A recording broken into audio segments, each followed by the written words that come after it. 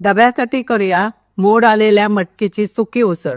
ह्यात ही मी 1 वाटी मटकी रात्री भिजत घातलंय. दुसऱ्या दिवशी सकाळी एका कपड्यात गच्च बांधून ठेवलंय. तिसऱ्या दिवशी त्याका मोड येतले. पण आता ही मटकी मी घराकडे काढून मोड घेतले. पण जर तुमका लगेच उसळ करूची असतात तर बाजारात सगळ्या प्रकारची मोड आलेली कडधान्य विकत मिळतात. की 1/2 किलो आणायची, 4 जणांका उसळ भरपूर पुरता. आता ही मटकी एका कुकरमध्ये एका डब्यात ठेवून थोडंसं पाणी घालायचं, जास्त नाही, कारण आपण सुकी उसळ करूची होता. कुकरमध्ये ठेवायची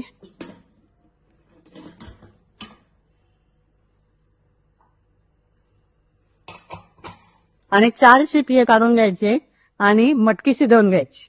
आता हे कुकर थंड झालं. आता उघडून बघूया. हे बघा, कुकरचा भांडा बाहेर काढूया.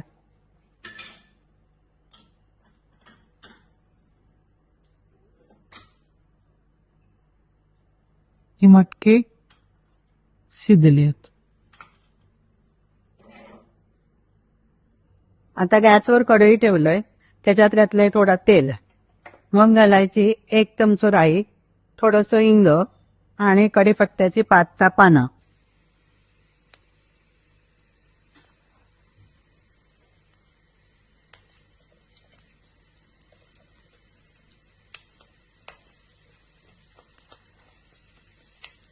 त्यात घालायचा या बारीक चिरलेले 2 मोठे कांदे.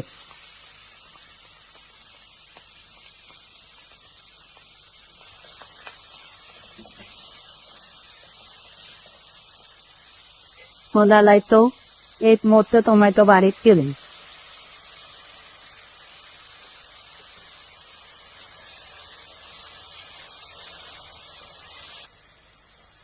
त्यात 1 चमचा आल्या लसूणची पेस्ट.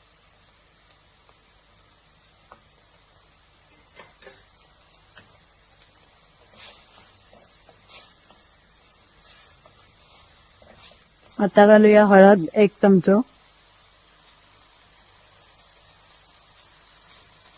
मालवणी मसाला 2 चमचे,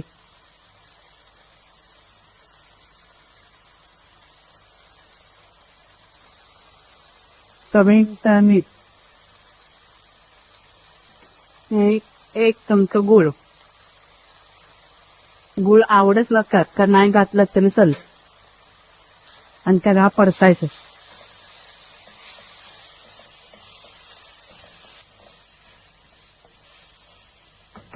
हे कांदा, टोमॅटो आणि हे सगळे मसाले असे एकत्र शिजवले.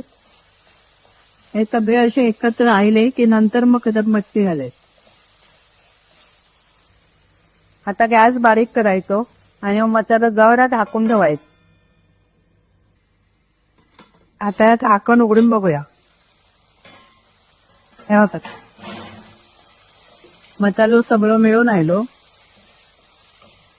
आता त्याच्यात ही सगळी शिजवलेली मटकी घालायची.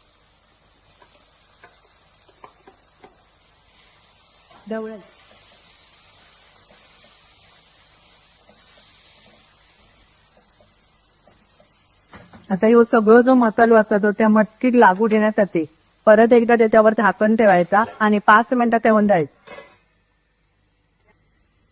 आता 5 मिनिटं झाले. आता हे उघडून बघूया. हे बघा, मटकीची उसळ तयार. आता त्याच्यात वरून घालायची कोथिंबीर.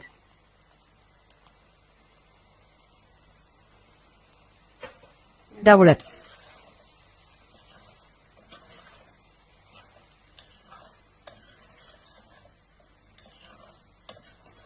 आपण ते एका भांड्यात काढून घेऊ.